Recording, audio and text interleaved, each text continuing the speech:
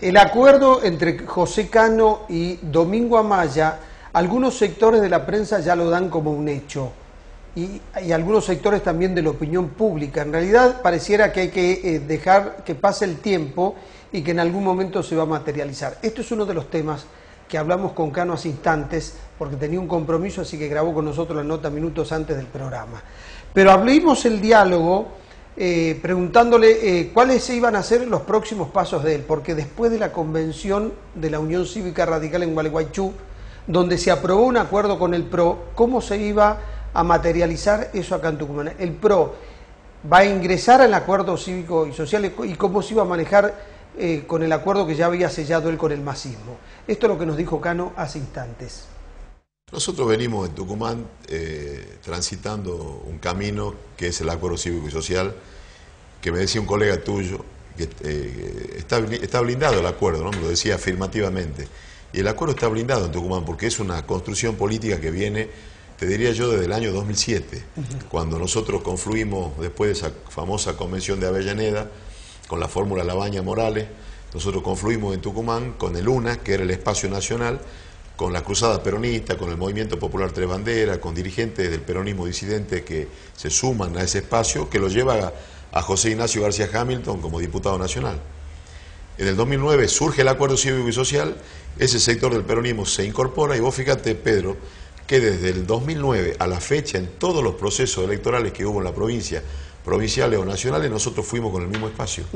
Es decir, que hay una construcción política que tiene que ver con habernos hecho cargo desde la oposición, o por lo menos desde este sector de la oposición, de eso ya no le podíamos echar la culpa al oficialismo, que era la necesidad que teníamos de construir una alternativa política con valores, con propuestas, con equipos, y que finalmente la sociedad tucumana tenga en el 2015, este año, en agosto, tenga una alternativa distinta a lo que representa el alperovichismo. Eso hasta el 2011 no se dio. Entonces, esa construcción política está sólida, por eso la cláusula quinta de la Convención de Gualeguaychú plantea que se respetan los armados distritales, porque tampoco lo de Tucumán no es un hecho novedoso. Es decir, la madurez que un sector de la oposición logra para poder confluir en base a valores, a políticas de Estado, a cuestiones en las cuales estamos de acuerdo que hay que hacer para transformar Tucumán, para recuperar el orgullo de ser tucumano, para ponerla a Tucumán otra vez como el centro de las provincias del norte. Bueno, esos valores llevan un tiempo de construcción política que no es de un día para otro, ni es por una coyuntura electoral, un amontonamiento de dirigentes. Y eso ocurrió en Catamarca con el Frente Cívico que finalmente le pone el fin a los ADI, o en Santiago del Estero cuando Zamora le pone el fin del gobierno de los Juárez. Es decir, donde confluyen sectores del radicalismo y del peronismo y otros partidos provinciales para lograr un gobierno que tenga como valor la República. En esa convención entonces lo que se dijo es cada distrito puede hacer las alianzas necesarias de acuerdo a la realidad política y no le tiene que admirar a nadie los acuerdos que se realicen en provincias. Pero más allá que hacer, ratificar lo que ya venimos construyendo de hace mucho tiempo. El acuerdo cívico social ya lo entiende la gente, es una marca, ¿no? La expectativa nuestra de los periodistas, los analistas, es quién más se incorpora a este acuerdo. En el año 2007, fíjate, Wiener es electo gobernador en Santa Fe. Y la fórmula del socialismo era Carrió, Giustiniani, y la fórmula del radicalismo que ponía el vicegobernador y muchas intendencias en el frente de Catamarca, de Santa Fe, perdón, la fórmula era Labaña Morales. Entonces, en este contexto va a pasar exactamente lo mismo. Nosotros trabajaremos para Sanz, el sector del peronismo disidente para Massa, Sandro Manzone con la coalición cívica para Carrió, el socialismo trabajará en lo de Margarita, digamos, para Margarita Stolbizer, o lo que finalmente se arme. Lo que la convención en todo caso habilita, en este caso, es a que el PRO se sume. Y nosotros tenemos muchas expectativas, fundamentalmente, si estamos de acuerdo en el diagnóstico, en las cuestiones que se tienen que ejecutar casi inmediatamente que asumamos la próxima gestión de gobierno, y si hay coincidencia en eso, están abiertas las puertas para que el PRO se incorpore. Tiene dirigentes valiosos, tiene dirigentes que pueden ocupar espacio en el Ejecutivo, que vienen de la actividad productiva, tiene referentes importantes en Tafí Viejo, en Alberdi. Claro, a ver, lo que estamos diciendo es que como las elecciones de Tucumán son antes que las elecciones nacionales, se puede hacer una alianza y después los integrantes de esta alianza trabajarán cada uno para la candidatura nacional que será en otro mes. Pero aparte me parece que es el radicalismo lo que respeta claramente el federalismo. Si no, sería ilógico, por ejemplo, que con Libre del Sur, que venimos trabajando desde el año 2012, o con la Democracia Cristiana, que venimos desde el 2009, bueno, por la cuestión nacional, que está circunscrita a 3 partidos políticos, tengan que dejar el frente provincial. Y yo creo que el compromiso nuestro es con los tucumanos. El compromiso nuestro ha sido, cuando en el 2009 surge el acuerdo cívico, que era un espacio que llegaba para quedarse, que no era un amontonamiento electoral. Hemos cumplido nuestra palabra y venimos de menor a mayor con un espacio político consolidado, con la posibilidad cierta de que el PRO pueda incorporarse en este proceso final ya de cara a la gobernación. Cuando uno lee los distintos panoramas de los periodistas y escucha los distintos programas de los medios, más algún sector de la opinión pública, dan por descontado un acuerdo político entre Cano y Amaya.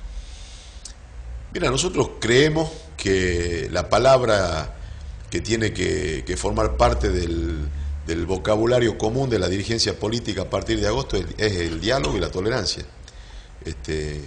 Y el diálogo es una herramienta fundamental en la política. Sin diálogo no hay política. El no diálogo es la negación de poder ser capaces de ponernos de acuerdo, aún en las cuestiones que tenemos miradas distintas, para poder consolidar una matriz de políticas de Estado, de políticas públicas, que trasciendan la gestión de gobierno que viene.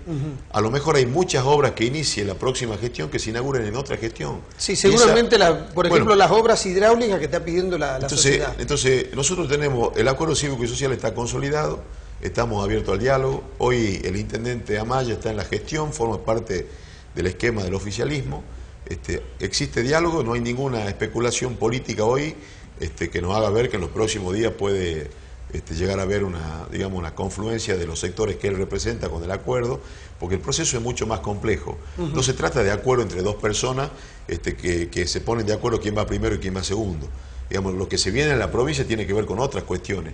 Tiene que ver con que nosotros tenemos un equipo vinculado al área de salud, tenemos un diagnóstico y tenemos propuestas que tiene que ver con generar las condiciones de acceso a la salud a miles de tucumanos que viven en el interior y que hoy tienen que venir a las 2 o 3 de la mañana al Hospital Padilla, al Centro de Salud, al Hospital de Niños, porque los hospitales del interior no dan respuesta, porque hay que terminar con esta cultura hospitalocéntrica, porque hay que generar condiciones de atención en los hospitales del interior, en los centros de atención primaria de mayor complejidad, porque hay que garantizar un sistema de emergentología que llegue cuando tiene que llegar y no tarde, y porque fundamentalmente hay cuestiones que nos duelen. A nosotros nos duele ir a Campo Herrera y que una mujer tenga la orden de una ecografía ginecológica y que hace 30 días le dieron esa orden en el hospital de Famayá y que como no tiene plata para venir a la ciudad no se la puede hacer, y nadie del sistema se encarga que ese ciudadano que va al hospital público una vez que entró en red, el Estado tiene la obligación de resolverle su problema de salud, porque si no la condición económica sigue limitando en pleno siglo XXI y en nuestra querida provincia, que pasó en el área de salud de un presupuesto de 100 millones a cerca de 3.000 millones y de 6.000 agentes a 16.000 agentes, sigue condenando a miles de tucumanos por su condición económica a no tener acceso a la salud. Bien. Si estamos de acuerdo que hay que restablecer el Consejo Provincial de Educación y romper con esta lógica que solamente el tema educativo se discute cuando tiene que ver la cuestión salarial y que hay que discutir calidad educativa, que hay que discutir el acceso a la docencia, transparentar las juntas. Bueno, si estamos de acuerdo en todo ese diagnóstico y en las cuestiones que nosotros creemos centrales, de la misma manera que en materia de seguridad, que hoy es uno de los grandes temas que están ausentes en la política de Estado y que la gente termina incendiando una comisaría que es el último eslabón, cuando en realidad los responsables de que la seguridad no esté y que digamos que la fuerza no actúe en muchos casos como corresponde, es la conducción política de la fuerza, que muchas veces se siente denigrada, que trabaja en condiciones infrahumanas, con comisarías destruidas, que no están informatizadas. Yo a veces lo dije irónicamente, si el ministro de Seguridad podría trabajar un día, por ejemplo, en la comisaría de Ranchillo, donde hay 2 o 3 agentes por turno, donde no tienen móviles.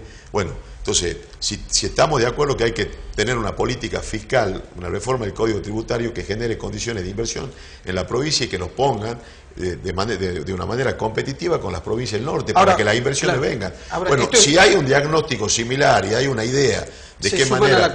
Bueno, y estamos de acuerdo en eso, me parece que el compromiso de una coalición de gobierno tiene que ver con los valores que nos unen. Bien. Y no con una cuestión de si uno va primero o segundo, si el tercero, el que va ahí tercero de legislador pasa una COP. No, me parece que la sociedad tucumana está cansada de eso. Y aparte está tan cansada que una sola persona en la provincia decide por todo. Y una persona en la nación digitalista, quién va en segundo lugar, quién va en tercero. Nosotros tenemos otras convicciones, Pedro, y hemos dado muestra de eso. Yo fui candidato a diputado nacional, me pidió casi todo el partido que sea candidato, presidí el radicalismo y competí con 6 listas más en las PASO. Bien, sobre el tema de las inversiones y la política fiscal de la provincia, me parece que es un tema central para el próximo gobierno, teniendo en cuenta la desocupación de la provincia, pero además que hay entre 10.000 y 13.000 jóvenes que anualmente se incorporan al mercado laboral y que necesitan inclusión. Que deberían incorporarse y jóvenes tucumanos de una condición socioeconómica bastante baja, que todos los años tienen que emigrar a trabajar a otras provincias, que son los denominados obreros golondrinas, que trabajan y viajan de manera muchas veces infrahumana y viven en condiciones... Una triste historia, ¿no? Una triste historia que se repite, te diría, de la década de Onganía, cuando cerraron 11 ingenios y hubo una tremenda migración de tucumanos a vivir en la capital federal, en la provincia de Buenos Aires o en otros distritos, que muchos de ellos nunca más pudieron volver y que todavía muchos se tienen que ir. Venía cuando volvía de Buenos Aires la semana pasada con un ingeniero que trabaja en Santa Cruz en la actividad minera, que se fue hace 9 años de Tucumán, porque no conseguía, o sea, tenía un trabajo que no le permitía crecer, vivía en la casa de su suegro. La historia tal vez de muchos profesionales tucumanos que se reciben y no encuentran en su provincia la posibilidad de desarrollarse, y profesionales de buen nivel. Entonces él me planteaba esto que me estás planteando vos, digamos, ¿por qué no se genera en Tucumán la posibilidad de que cuando uno se recibe pueda tener un acceso a una vivienda, un trabajo digno, y no solamente golpear la puerta del Estado? Este hombre trabajaba en la municipalidad de la capital. Bueno, porque la alfombra roja que el gobernador planteó en el 2003 nunca llegó, porque se sancionaron leyes que en muchos casos privilegiaron negocios. Bueno, el sector privado le va a decir... Porque nosotros con la profesora Rigela Rivas trabajamos en un sistema similar al que implementó Zamora, de una ley de diferimiento impositivo y de inversión, y bueno, la ley se aprobó y nunca se la reglamentó, nunca se la puso en práctica. Bien, eso es lo que pide el sector privado. El sector privado, podemos generar mano de obra, pero necesitamos que haya un pacto. ¿Qué estamos haciendo? Estamos haciendo lo que a los dirigentes políticos muchas veces nos cuesta, y a este gobierno le costó mucho. No se puede concebir políticas públicas si no existe el diálogo. Yo no puedo tomar medidas que afecten al transporte público de pasajeros si no lo hago con el sector sentado en la mesa. Entonces, estuvimos en AETAP, estuvimos con las 4 entidades cañeras, estuvimos en la Asociación Tucumana de Citrus, venimos recorriendo desde el año pasado los distintos factores que hacen a la economía de la provincia. Y hay un denominador común, una ausencia de diálogo. Se modifica el Código Tributario y no nos convocan, se toman medidas fiscales que impactan negativamente en la actividad, y que genera que muchos capitales tucumanos se hayan ido a invertir en otras provincias, o en muchos casos no, digamos, se estanquen y no quieran crecer porque no están dadas las condiciones para hacerlo. Entonces, de la misma manera que el gobernador sancionó una ley para que si usted compra un auto fuera de la provincia tenga que pagar un 3% más porque él está en la actividad, bueno, me parece que hay que generar, desde el punto de vista desde el Estado, políticas fiscales que incentiven la producción, que incentiven la inversión, que la Caja Popular, que el agente financiero de la provincia no solamente den crédito al consumo, que den crédito para el pequeño y para el mediano productor, para la pequeña y la mediana empresa. ¿Alcanza con la Caja Popular o habría que recrear el Banco Provincia con otras condiciones para que no termine? Mire, alcanza con lo primero que tiene que haber es voluntad política de concebir esto como una cuestión de Estado, porque hemos caído en Tucumán lamentablemente en una lógica que el gobernador es el dueño de la verdad y se toman decisiones políticas que muchas veces no se sabe con quién las consulta, y que digamos, los sectores involucrados se enteran por los medios de decisiones que se toman. Ahora el gobernador plantea que no tiene absolutamente nada que ver con la actividad azucarera de la provincia, que él ni tiene caña ni es dueño de ingenio. Entonces, como un gobernador que ha tomado un protagonismo, digamos, que ha tenido una teleconferencia con la presidenta para anunciar 60 millones de pesos en una situación de crisis hace 2 años para los pequeños y medianos productores cañeros, que fue el que fomentó que por ley se sancione el IPAT? ¿Cómo va a decir que no tiene nada que ver? Obvio que tiene mucho que ver. tiene mucho que ver cuando hay que definir de qué manera uno va a resolver el problema de financiamiento que tienen los pequeños y medianos productores cañeros. Y bueno, tiene que ver cuando no se maneja el cupo alcoholero como corresponde. Claro, es un sector productivo que tiene mucha incidencia en la generación de riqueza o en la generación de pobreza. De pobreza o desocupación. Sí, hay que estar. José Cano, con esto de las inundaciones, hay una sociedad que está esperando que le digan también cuáles serían las obras hidráulicas que necesita una provincia como Tucumán para mitigar efectos de tormentas furiosas como la que hemos tenido. Entre ellos están los diques. 2 o 3 cuestiones. Si se hubiera hecho potrero de las tablas, sí, se hubiera resuelto el problema del cauce del río Lule. Claro ejemplo, una provincia que en el año 2008 tenía un presupuesto legislativo de 100 millones y hoy el presupuesto es de 870 millones para el mismo número de legisladores, es una provincia que al contribuyente, que al que invierte en Tucumán, digamos, cada vez tiene mayor presión fiscal y ve, por ejemplo, que esos recursos se podrían haber destinado a hacer, por ejemplo, potrero de las tablas. Bien. Bueno, no se hizo. Se anunció muchas veces, pero no se hizo. Potrero de Clavillo también hubiese solucionado obviamente, en el sur, por el que hubiese sistematizado los ríos. La generación de energía se contribuye a recuperar zonas para la producción. Se anunció en el año 2004 la canalización de la cuenca del río Gastona, del río Medina. Se anunció la sistematización de la cuenca oriental del Parque Sierra de San Javier, desagües pluviales de Tafí Viejo y Yerbabuena, el río Pueblo Viejo. Bueno, no se ha hecho absolutamente nada. En el 2007 se declaró la ley de emergencia hídrica, Pedro. Lo recuerdo, una porque era legislador y otra porque lo denuncié penalmente a Mansur porque usó la ley de emergencia hídrica para darle más lujo a su despacho.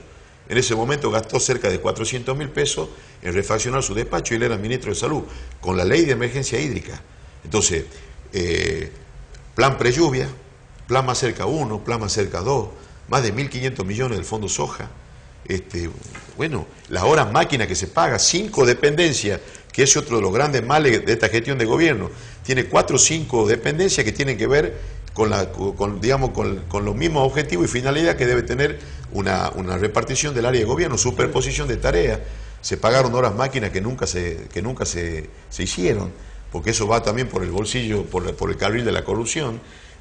No es normal que en una lluvia se caigan 10 puentes que en algunos casos los pagamos muy caro y obra pública de muy mala calidad. ¿Por qué Tucumán paga el kilómetro de ruta 3 o 4 veces más de la que la paga Rodríguez Sáenz San Luis o Urtubey en Salta?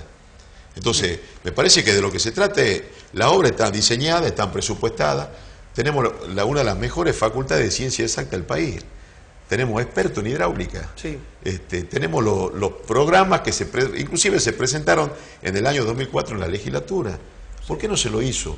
Porque a lo mejor es más fácil inaugurar cordón cuneta, porque a lo mejor es más fácil pavimentar una zona donde no hay cloaca ni agua potable, porque se vive en la inmediatez. A lo mejor al gobernador le dio, a la luz de los resultados electorales, le dio resultado a esa política de todos los días inaugurar obras.